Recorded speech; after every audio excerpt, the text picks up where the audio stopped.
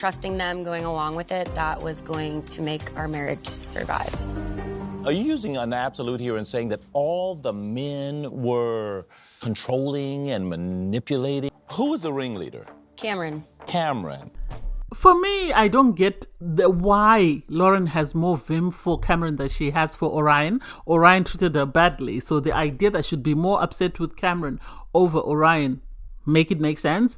And for Emily and Claire, oh my god, why are they crying before Cameron even finishes what he's saying? And I'm here for the experts, because you can see by the look on their faces, they can tell that, ooh, something is not right with these girls. And Pastor Carl, the way he was looking at them when they were trying to throw Cameron under the bus, you could tell he wasn't buying it. He really wasn't. But hey, it is what it is. Hey there, thanks for stopping by. It's Valerie. Welcome to my channel. If you're new here, don't forget to subscribe.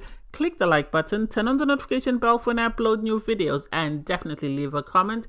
In this episode, I'll be reviewing Married at First Sight, Denver, Season 17, The Reunion Part 2. So frustrated because I never thought I would get to this place. I never thought I'd get to a place whereby I would be defending Brennan. I was criticizing him throughout the season. Even when he said Emily was negative, I said Emily was one of the sweetest people. She did very well after her accident. She turned it into a positive, and how dare Brennan speak to her like that? And for me to turn away from that and suddenly realize that Emily is not the angel that I thought she was. Oh my God. Their interview was a revelation for me. It showed me the side of Emily that Brennan must have really despised, and the reason why he tried to keep sort of staying away from her. Because it's the audacity for me, the audacity to think America or everyone who watches it is going to be in support of her doesn't make sense. Her ego is bruised. That's my opinion. Because apparently Brennan told her he's not attracted to her. So the idea that someone like Brennan could not be attracted to her is shocking. And it's like, well, attraction doesn't always boil down to what you look like physically. There are other things about you that might attract people. Yes, your beauty might bring people in, but what makes them stay is what's more important. And so the audacity for her to say you're an 8, you're a 6 and I'm an 8. And it's like, girl, please, who told you you're an 8? Who told you you're an 8? Your 8 is slowly looking like a 4. In my opinion, it's slowly looking like a 4 because your personality is terrible. The fact that she made allegations about him, wanting to sleep with her friends. I think, this is my opinion, I don't know whether that's true or not, but I think if she had proof, she would have brought it. I think if there was evidence, she would have brought it, because she should have brought the receipts. She should have brought the receipts to prove her point that Brennan was no good. He was just there for a good time. He wanted to sleep with her friend and that's it. But she didn't. All she had was false allegations. I'm going to call them false for now, just because there's no proof to say, oh, you wanted to sleep with my friends. I think she brought it up because she realized that Cameron had embarrassed her by telling everyone that she wanted to she kissed an Australian at a bar, apparently. So I think to get away from that, this is why she made allegations against Brennan, because I don't think if it was true, she would have held back. She should have said something on the after party. Yes, I didn't watch episodes of the after party, but I think if it were true, she would have said something. She would have told someone. There's no way she would have sat there quietly and just, watched him get away with being the angel. So I think it was something she made up to try and make him look bad, as he said that she told him that if you leave me, I'm going to make you look really bad. And so I think she knew that the fans would like her because of how she was carrying herself on the show. And this is why she tried to sort of blackmail him with that. That's my opinion. What do I think? The fact that when Brennan said he's got a girlfriend and she's upset with that, and she's saying, I want to warn the girl. And it's like, seriously, this man was no good for you. Why do you need to warn her? She's going to watch the show. She's going to see the way he behaved. And if she chooses to believe him and put up with him, that's her business. This has nothing to do with you. It's time to move on. It's sounding like sour grapes to me. It's sounding like sour grapes. I think she expected him to be miserable. And so the fact that he's found someone and is happy and he's in love and is talking positively about his relationship, I think is what is upsetting her. And this is why she's making all the negative comments she's making. I don't get it. it. I don't get why these girls think they can be, a girl group and be feeding each other nonsense, because someone needs to tell somebody else the truth. At some point, somebody needs to tell somebody else the truth. Yeah, you have the girls sort of meet up and they sort of, oh, we are this, they're having their mantra. And it's for me, like, Claire has really brainwashed these people. And it's sad because I always felt like she was involved with all drama. Wherever something negative was said, she was always there, and she was always feeding to make sure that everybody else was as miserable as she was. So I don't get that. For Austin to say he's sick, okay, it is what it is. Okay, so you have the guys sit down for a chat with Kevin, and you have, Austin is not there because apparently he's got this tummy bug and he's sort of had to take a little break. We did see him in the toilet. I don't know whether this is what he and his producer friend agreed as a way of getting him out of sort of uncomfortable situations. Who knows? So the boys sit down and Brennan is the first one to be asked. I never thought I would agree with Brennan. I think he's right. I give him credit for saying he should have owned up as to why he was behaving the way he was behaving during his marriage. He should have spoken about the fact that he wasn't attracted to his wife sooner. That way, maybe their marriage would have ended. I think they both wanted to go through the experiment. I think they wanted the publicity that comes with being on the show, and this is why they stayed married. Do I think they really liked one another? No. Emily, I think, doesn't believe in failure, so she really wanted this thing to keep going and was hoping it would be successful, but it wasn't. I give him credit for owning up to his mistakes, and the fact that, he said, the girls are not. Well, Kevin said, the girls don't seem to be giving you guys a chance to say anything. What do you have to say to that? And he said, well, we have to keep challenging them, which I think is the truth. And it seems the girls, every time they're challenged, they start crying. And it's like, why are you crying, love? Why are you crying? Why? Just tell your truth and we'll move on from that and we'll see where we go. You have Orion. I don't even know why we're still talking about Orion. Orion and Lauren's marriage ended on their honeymoon. I think it was day 2 or day 3. So I don't even get why we're sitting him down to have a conversation. Do we need a filler because Austin is gone? The fact that he's saying, oh, I was hoping we would finish amicably. And it's like, well, maybe you were on good terms with Lauren when you broke up your marriage. All you should have done is the two of you should have apologized to one another and moved on. You should not have pretended to want to be friends so that you could get more airtime. This is where the problem came in, because had you separated and then had you met up, had a final conversation and gone your separate ways, things would have been okay. I personally don't get why Lauren is feeding into the monster that is Claire and Emily. I really don't get it. I don't understand why, because now she's being tainted with the same brush. So Cameron, what do I think about Cameron? I think Cameron might have been attracted to Claire because he seemed to be happy on his wedding day, and I seem to be fine. Yes, on the honeymoon there was the incident of him refusing to carry her bag and telling her to carry her own stuff, but I think that was as a result of her doing something, because it seems with Cameron he's happy to get along just to get along, but if you piss him off then he's going to be a jackass, and this is what he's been, in the sense that Claire started making allegations against him and he's opened the floodgates and he's revealed everything that took place. He brought his EKG, ECG trace, for Kevin to see, to say, my heart actually stopped 3 times, and yet the girls are making it seem like nothing. And for me, it's a bit insensitive, especially if you don't have all the facts. I know someone in the comments once wrote that, oh, his procedure's a day case, blah, blah, blah. Just because something is day case doesn't mean that everybody's body is going to respond the same or react the same. So the idea that we can make judgment or we can pass judgment without proof, so without his notes from the hospital, without speaking to the doctors and the nurses that looked after him post-procedure, doesn't make sense to me. It doesn't make sense. I think when he realized that Claire wasn't all in, it put him off and he checked out. And then when he got the opportunity, he said he wanted a divorce and he moved on. And sadly for Claire, I think she was happy to go along with that until she realized that would mean the end of her airtime. So she found ways to get herself back on camera and was on camera pretending to make calls about Cameron or be worried about Cameron. That's just my opinion. You have Michael. Michael spoke about, his first attempt at getting married and how that was really real and it wasn't staged. It is what it is. And also the fact that he was happy that, Chloe was someone who appeared to be really in it for the right reasons. And so he was happy to be matched with someone who wanted to get married and who made it easy for him. And it's like, well, why didn't you say yes then? on decision day. So Cameron, after having a conversation with the guys, leaves. I think they took him to get checked out. Because at one point, after the guys had a conversation with Kevin, I remember Kevin saying to Cameron, at least the color is coming back into your face. And it's like, what happened? What happened? Tell us the truth, because these girls are minimizing his illness. So tell us the truth of exactly what's going on. Anyway, they have this reflective moment whereby they talk about, their relationships and where they stand. And so they start off with Becca, and Becca really is not in for the drama. I think she's just going along just because Emily and Claire are dragging her along. She doesn't have the willpower like Chloe to say no. So she said, she's over it and she wants to move on. Austin is not there. And she said everything she needed to say, which I give her credit for saying that. And it's like, oh, somebody's seeing the light. Michael took ownership of his faults and he apologized sincerely to Chloe. Whether or not it was genuine, I don't know, because Michael is a people pleaser. But Chloe was able to accept it and be the mature person that she is and move on with it.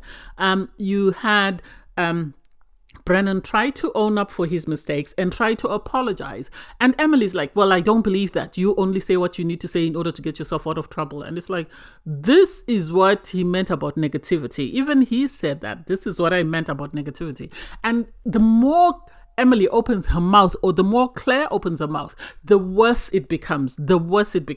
I don't know why they can't self-reflect and realize that they would have been better off had they sat there and just smiled and kept quiet and then dealt with whatever issues they had off camera. But the more they're making each other out and hyping each other's nonsense, the worse they're looking, the worse they are. It's the feeding of the monster for me. It's the feeding of the monster. Because as soon as Brennan starts talking, Emily goes on the defensive and it's like, why? Why are you defending yourself? He's barely said anything. He's taking ownership of his own faults. The fact that he didn't own up and tell you that, you're not my jam. I want out. And I think Lauren was right to say Brennan came in talking about, I don't believe in divorce. And I remember questioning it right at the start because the producers kept playing it. And she said to him, maybe that's the reason why you didn't want to see the truth. Maybe you should have owned up to the truth. And he said, well, if I had owned up to the truth, then we would have been divorced 2 days after you and Orion were divorced, which would have been better. I think it would have been better for the process. I think Married at First Sight US needs to maybe consider what Australia and the UK do, in the sense that they bring in new couples into the experiment to replace the ones that have left. And I think this is what they should have done. They should have had people on standby. That way, whoever wants to check out can check out and they move on and they go on to the next couple. Because otherwise, this is a waste of time. I give Chloe a lot of credit. Although when she was speaking, Lauren gave her this look and it's like, why? Is it because she doesn't agree with you girls? Because she said, I've never been amongst so much negativity and hatred. I never want to find myself in such a situation. I am going to be authentic and I'm always going to be honest and speak my truth and prioritize myself. And it's like, these girls don't want anyone who says anything that goes against what they're after. The maturity that Chloe is resembling, they don't want to learn from that. They would rather feed each other's bitterness and each other's hatred for the boys. And it's like, you've moved on. Some of you are dating.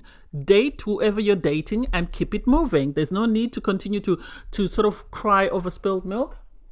I'm still confused as to why we need to hear from Orion and Lauren, because their wedding or their marriage didn't even last 2 days. So why are we still needing to dissect this? They did speak about the fact that Lauren had sex prior to being matched with Orion, even though she was going through the process, and Orion wasn't happy about that. And he was just trying to redeem himself because he sort of apologized. I didn't quite get his apology. He sort of apologized and took ownership that he wasn't, it took a lot of coaxing from Kevin to make him understand that as long as they weren't matched, then she didn't cheat on him. Had she had sex 2 weeks before the marriage, then that makes a difference. But she wasn't yet matched. Yes, she was going through the process. What if she hadn't been cast? Was she supposed to continue to not have sex just in case there was, the sort of Chloe and Michael situation? That doesn't make sense. They spoke about, their connection and their communication style, and it's like, oh god, this is too much. I don't even know why we needed to speak about that marriage. I really don't. I don't even know why we're dissecting the issues they have. To me, it comes across as Lauren is trying to sort of align with the other girls. That's the impression that I get, that she's saying she doesn't want anything to do with Orion and she's being this messy and petty because the other girls want her to do that so that she can fit in. That's the impression that I get, because when she left the show, she left with such well, I supported her, but now I'm having second thoughts in the sense that she shouldn't be as aggrieved as the other girls that went through the process for 8 weeks. She was there for barely 2 weeks. So why is she as aggrieved as she is? It doesn't make sense to me. It really doesn't. Yeah, she should be, but she should have moved on. She's asked, are you dating someone? She's very vague about it. And to me, it's a bit shocking how all the girls feel some type of way about the guys moving on and starting to date. And it's like, well, you're divorced. What did you expect them to do? To be pining for you? Is that the reason why you're so aggrieved and you're going so hard at the boys? Because you didn't expect them to find somebody else. And it seems all the guys that are owning up to being in relationships are saying they're happy. And Lauren, for someone who was being vague about her relationship status, for her to suddenly be offended and make a face when Orion says he's dating someone, it's like, if you say he's not for you and if you say you've moved on, why does it matter who he's seeing or who he's not seeing? Make that make sense? So you have the experts come out and have a conversation with Kevin, and they're going to sit down with the wives first, the ex-wives. And so, they're sort of, Dr. Pepper's saying, I'm not going to, I think she was more or less telling them, I don't have time for BS, so I'm not going to ask you who did what and when, because I know you're all going to lie to me. So all I want is for you all to move on and get over this anger. And then the girls are sort of saying, oh, we want to apologize for this, that, and the other. And you could see on the faces of the experts, they were calling BS. They were calling BS on everything the girls were saying, because they tried to make it seem like the guys sat down, had this, powwow, and then come up with this plan, and all the girls went through this very negative experience. You had Becca. I think Becca, yes, was trying to protect Austin. She's still trying to protect Austin at this point, even if they are not in a relationship. That I buy. Claire, I'm not buying, and you could see the experts were not buying it. And then I love the way Dr. Pierre was able to Gibbs them. Gibbs, if you've done, reflections, Gibbs reflective cycle. So she was able to ask them, what could we have done better? As in, how can we grow in future to sort of help other couples that are in similar situations? And they're like, well, to expect us to know what to do. That's when you saw Pastor Carl and Dr. Pepper look at each other and sort of say, BS. We call BS. And they were asked, so do you mean all your husbands? And you could see Emily, I think, expected the experts to come there and say, oh, we empathize with you. We're so sorry you went through this. And so to have their feet held to the fire by the experts is something she wasn't expecting. And you could see by the look on her face that she was already getting upset. And it's like Emily's throwing tantrums when she doesn't get her way. And sadly, we didn't see this because the production made it seem as though Brennan was the bad guy in the relationship and poor Emily was the victim. So I give credit to the experts for asking them, tell us exactly what happened and where we went wrong, because we were there for you. We told you we were there for you. And I even said it during the experiment that these people have got the most support out of any couple on Married at First Sight. They appear to be having the experts on beck and call. The experts are always turning up. So I don't get why they're struggling, and here we are. It's Pastor Carl calling BS when the girls are trying to make it seem like, they went along just because they really wanted to be married and the boys were not ready to be married. This is why they ended up in this messy situation. And the experts were right to say, we gave you all the tools you needed in order for you to have a successful marriage. You should have reached out to us. You're not the first people that they've matched. Like Dr. Pepper's in season 17. So she's been matching people for years on TV, let alone in her sort of career off TV. And even Pastor Carl could call BS because they were all trying to make it a monolith that, all the guys were the same and blah, blah, blah. And Pastor Carl asked them, do you mean every single husband, this is the way they were behaving? Oh, no, we treated our situations were slightly different, but more or less, the guys were trying to manipulate us and this. I feel like the girls knew this is how Austin behaved towards Becca. And because in their situations it was totally different, they decided to manipulate Becca's situation and apply it across the board. And I give Chloe credit for saying, no, I ain't part of this. We were not involved in this, whatever this is. I feel sorry for the girls, but we were not a part of it. And you can see the girls are not happy because they're being called out. And I give credit to Pastor Carl. Even when they said, oh, Cameron was the ringleader, he looked at them and said, are you serious? And it's like, Cameron left for weeks on end. What happened while he was away? Are you telling us that, he was telling your husbands how to treat you? No, I said it before and I'll say it again. Claire knew she had made a mistake the moment she said Cameron silenced her, and Cameron said whatever he said on camera, and somebody must have told her. And because of that, she told the girls, let's throw Cameron under the bus. If we can make him the villain, then no one will believe anything he says about me.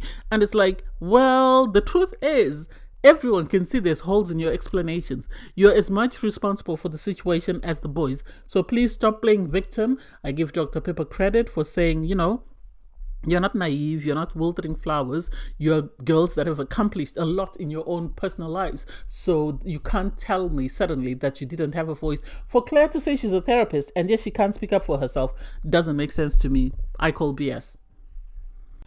If you're grown, then you know that the experts are doing their best not to call BS or not to call out these girls. They're trying to sort of remain professional and unbiased, but they really want to tell them that, we're not buying whatever you're selling, because they were then asked to advise the girls. And Dr. Pepper said, you all need therapy. That's all I can tell you. You all need therapy, which is the truth, though. Either group therapy or individual therapy, you all need therapy, because I think you need to find out what is the cause. She was more or less saying you need to find out the cause of your anger and deal with it, because the more angry you get, you're not resolving anything. If you find out the source of your anger, you'll be able to deal with it and move on. Pastor Carl more or less said the same thing, and they were trying to be polite and not be sort of cruel. And you could tell after Pastor Carl spoke, Emily said, well, you don't need to tell us because we've already been doing the work. And it's like, please, Emily, we're not here for this mess. Why are you so angry? Why? You didn't like the man you were matched with. You tried your best. It didn't work out. Move on. There's no need for you to be so upset and so angry and so, out there and so defensive. People are just asking you to take responsibility for your own actions. I give Dr. Pia a lot of credit because she called them out and told them that, because they were saying, oh, we watch the episodes together, we pause, we reflect, we dissect, we whatever. And she said, at times it's not healthy. The more you're dissecting and reflecting as a group, the worse things are getting, because you're adding fuel. What's happening is everybody's adding their own anger into the situation, and they're not actually addressing why they behaved the way they behaved. And I don't think they're calling each other out, because every time you see them together, they're telling each other, oh, we're the best girls in the world. These guys would never have stood a chance with us. We would never have given them a second look. And so they're not good for each other. So Dr. P is right to call them out. And then when she said that, you saw Emily sort of look around to the other girls, and the other girls were trying to sort of avoid eye contact with her. And you can tell that they all know that whatever they're doing, everyone can see through it, regardless of Emily sort of saying, oh, America believes me and they side with me over you, Brennan.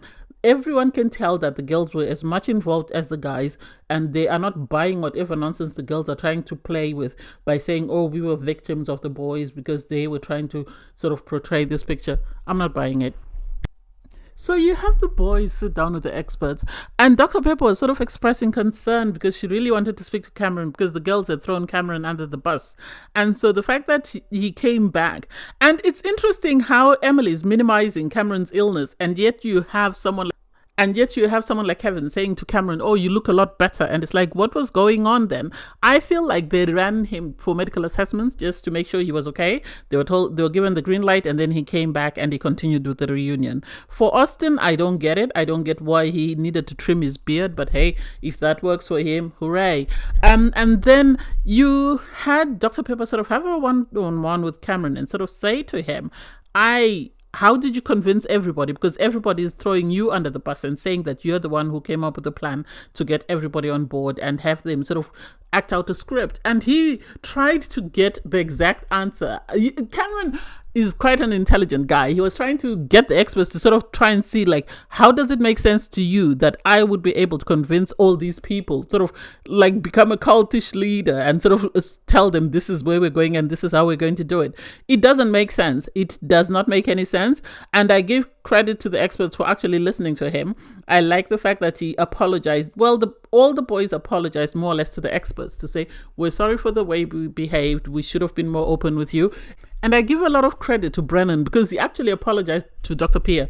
During the experiment, I was worried because I always felt like he was just going to lash out at her at one time. But the fact that he took ownership and said, I was controlling, I did this, I did that and the other, it tells me that he must be in therapy. That's the impression that I get, that Brennan must be in therapy. He must be working on himself, because for someone who normally just used to be easily triggered by the slightest thing, he seems to be handling this reunion very well. So I give him credit for that. Cameron apologized and then he said he blacked out and whatever. Cameron, as much as I want to say Cameron sort of was responsible for this plan, I don't believe it. Sadly, I don't believe it, because I feel like Claire has decided to throw Cameron under the bus because he revealed the truth about her. That's my opinion, and I'm sticking to it. Everybody's final sit down was interesting for me because I didn't see the point. You can tell that the experts and even Kevin are struggling really to find the correct way of telling the girls that you're lying without them being offensive or them facing backlash from the viewers. Because when they sat down and they were asked, okay, Brennan and Cameron, can you explain to us about the double date stuff? You have, Claire and Emily crying, and it's like, why are you crying? Why are you saying he's lying? He's barely said anything. And I feel sorry for Brennan because he said he actually encouraged Emily to get along with Claire. And it's like, well, you didn't realize how much of a manipulative person Claire was, because Claire, as much as she wants to throw Cameron under the bus, she drove the girls, and she continues to feed into the girls and tell them what to say as an expert, as a therapist, not an expert, as a therapist that will trigger people to sort of rise up against the guys. Everybody's teachable moment for me was sort of taking a jab at their partners. And as much as I really liked Lauren, I've really gone off her. I don't like the fact that she had more vim for Cameron than she did the man who sort of dragged her and tried to make her out to be like a racist or someone who was very anti people from his community by the comments he made. So she has no smoke for Orion, but she's got a lot of smoke for Cameron. Make that make sense. How is she more upset with Cameron than she is with her own husband? I don't buy that, and I don't get that. Lauren needs to change direction. I think she needs to grow, and she needs to take a couple of steps away from these girls, because you can see that the only reason why Becca is there, I think, is because she's been asked to be there. Becca is broken. The other two are on a warpath. They're just after revenge, and nobody knows why they're after revenge, given the fact that they didn't like their husbands and their husbands didn't like them. So I don't get it. But anyway, it was a crazy season. It really was. And I hope the experts and the producers learn from this and grow and actually change their way of casting and their way of doing things. I feel like people, before they apply to the show, are speaking to previous participants and sort of finding out the tricks on how to get onto the show. And this is how the Denver cast was able to try and sort of manipulate the process, because they had sort of information on how the process works and they didn't like it, and so they decided to do things their own way, and sadly it backfired. That's my opinion, but hey, it is what it is. Thanks guys for watching. Please don't forget to like, share, comment and subscribe, and click the link in my video to watch my review from episode 24. Bye guys.